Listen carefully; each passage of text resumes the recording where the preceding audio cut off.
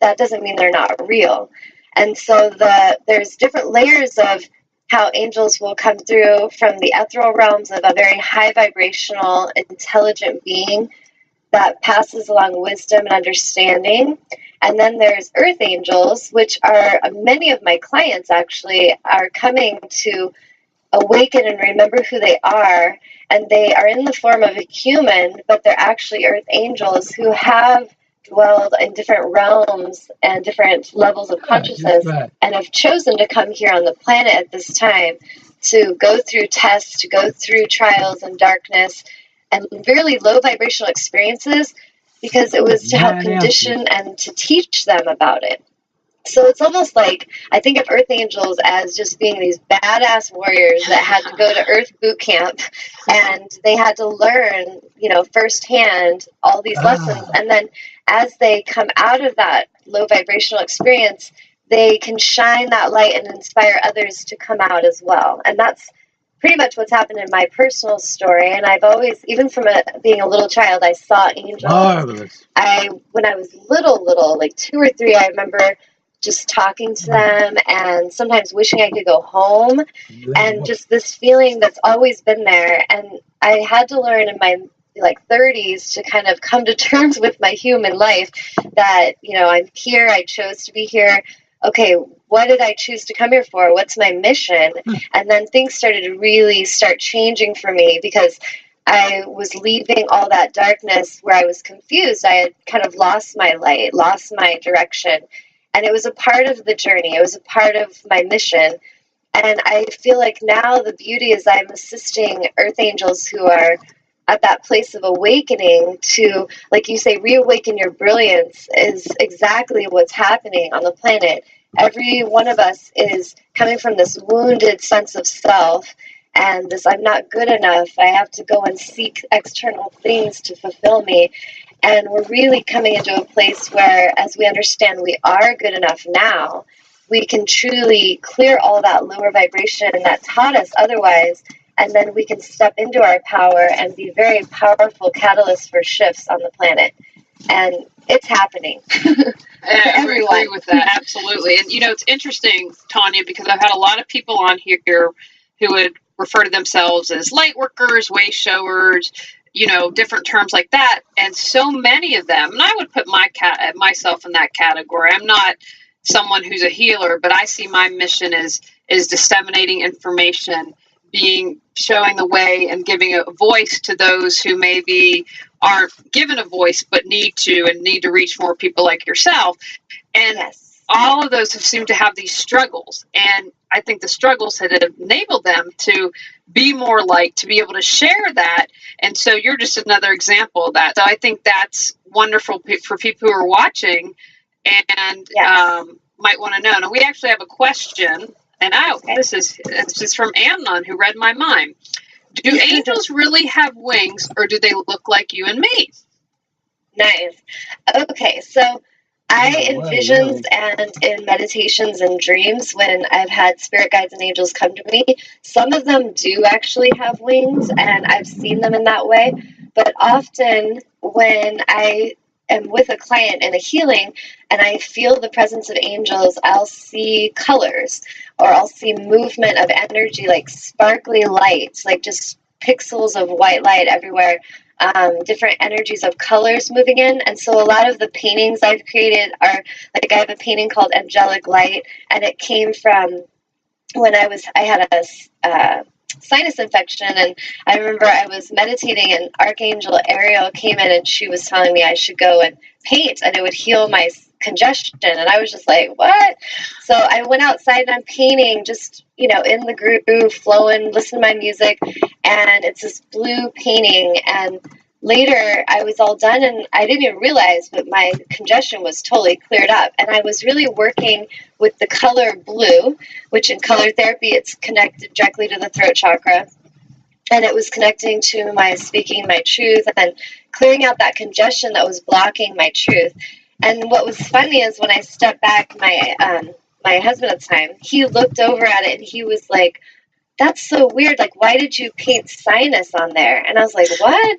So I looked at it and in a very abstract way, it said sinus. And so sometimes I feel our angels have a sense of humor of how they'll come through and assist us. And they'll use things like, just like that example as a way to come through. But I've seen them in colors and energy. I feel their presence. And every client that I work with, from very, very aware clients to very new five sensory beings that are, what the crap is Tanya talking about, but they just feel like they should come see me. They all sense a bright light will illuminate in their third eye. They all feel tingles and energy, and they feel this sense of deep calm, like as if they were almost being sedated or put under anesthesia. I hear that all the time. And it's basically when the angelic energies enter, it shifts the energy in the space. And so it raises the vibration. And we feel that in our bodies. We feel it in a very physical way. So I would say the answer to, do they have wings? Some, yes, I have seen that. Often when I've seen them with my physical eyes in a human form, I'll just see their face or something like that. I haven't really seen wings in that way, but in inner vision I have. And years ago, as I was working on that question of where I came from and who I really was, I was having dreams, and I always had that connection, like I said, as a child, feeling connected to angels. And I went to see this healer who was just going to give, she was a massage therapist, but she was very intuitive. And in my soul at that time, the question was like, who am I? Like, do I belong to the angels? Because I'd had all these experiences that they were coming to me, but I kind of was like, am I crazy or is this real? And so I got a massage, and as she was working on me, she said, Tanya, are you open to hearing this message? I'm getting a message. And I said, absolutely. And she was rubbing my shoulder blades, and I always had chronic pain in my rhomboids, like the center of my back. And she was like, you need to embrace your human form. They're saying that this is where your wings would have been, and that you've really struggled in your human form. And I was just like, what the hell? And I started crying. But it was just confirmation for that feeling that I had. And even in a physical way, I was feeling it in my body. So I would say that there's so much more to us than we understand. And many of us at this time, we're really reawakening. We're remembering so much more of who we've been and what we're here to become than at any other time in history.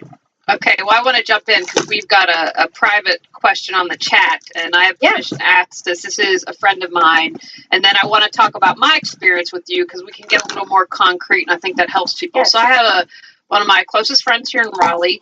He, as you were talking, he said that's how he felt like last December, and he wrote a book about it. And he had a fiance that committed suicide, and so he's wondering if she transformed into an angel. Is that something that does that happen with people? Absolutely. In fact, my father committed suicide in 2001, and that was one of the hardest things I ever went through.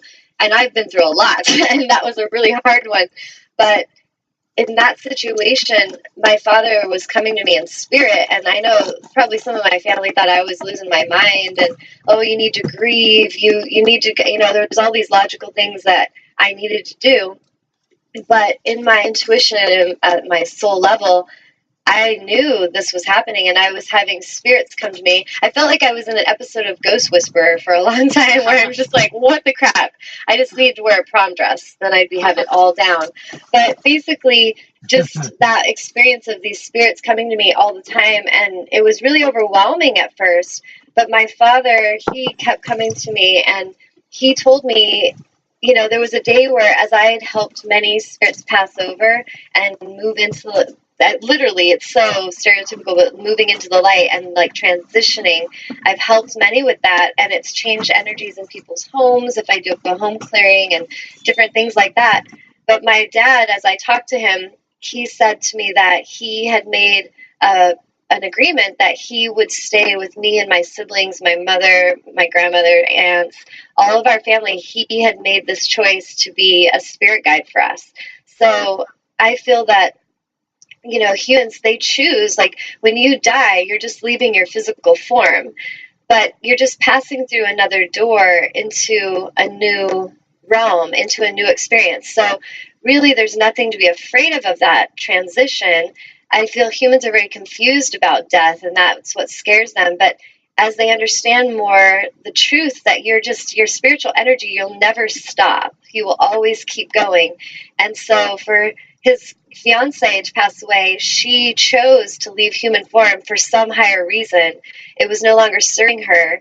And as she moved into that more infinite space, she can move around much more swiftly. And so a lot of beings will choose to go into that realm to actually assist behind the scenes. And some of them do become angels, like you were saying with the movie you referenced. Humans. Clarence. Yes, Clarence got his wings, yeah. Yes, and he was assisting, and basically we have that opportunity as well. If that's our desire to evolve, then there's certain, I feel, initiations we have to pass through. Like before I was even called to be a healer in this way, there was certain initiations I had to pass through, and I had to come clean in my own way. I had to clear myself. I had to clear all the low vibrations of fear. I had to truly clear ego. I've observed how much ego can really cause havoc in a healer's life, and can lead them to take advantage of others, or can cause them to feel insecure in ways that they don't really step into their power. And so the ego being cleared is so important if we're to serve others. We can't really truly serve another if we're coming in a competitive energy. We have to really be there in service. So I feel like with Clarence, he was being taught, you got to have patience and help this guy. He's really lost. And absolutely, many angels are, summoned in that way. Well, talk a little bit about, because I have set the intent with anyone that I have on the show that they are in service to people. And I don't mean perfect, but what I mean is you're not taking people for millions of dollars, you're honorable. And I have to tell you a funny story. I don't know if Amnon remembers this. Fairly early on when we started, someone was really good, but it's like this light switch went off and she just went into sales mode. And, I give everyone at the end of the show the opportunity, because I want you to get work out of this. If there's someone like, oh my gosh, I really resonate with Tanya, I want them to work with you, because that's the whole point of the show. I want you to heal. Yes. I want you to reawaken your brilliance. But it was like a complete, in my mind, a completely different person. And Amnon and I'm in the studio just looking at each other, but the universe took care of that. We had not a power outage, but people writing like, oh, we can't hear anything. And we're cracking up. And after the show, I said, I don't want to post this one. How do you feel? And we were both in agreement. You're spending too much time on this.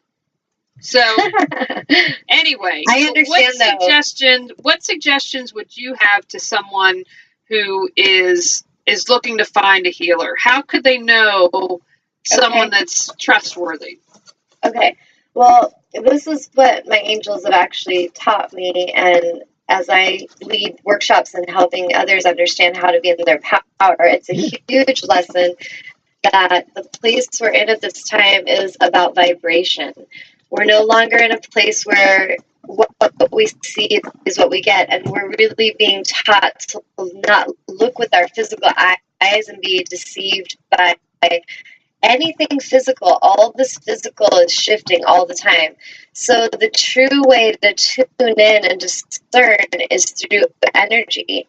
So when you tune into a healer, you feel her energy or his energy. You feel their intention. You do. And we either listen to what we feel or we ignore that. And so a lot of times what spirits told me is that when people are very lost and they're afraid, they're suffering in some way, they're desperate for answers, they are in an energy and vibration of desperation and fear. And if they don't pause and ask higher source and higher counsel for direction, they will attract the very energy they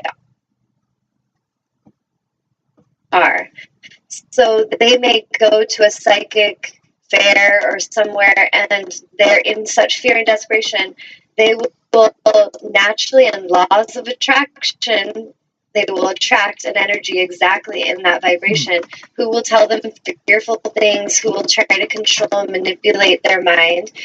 And so what's important is if you're struggling, because we are human and we do, there's a reason there's healers and light workers on this planet, because we are here with a mission to assist humans. That is what fulfills us.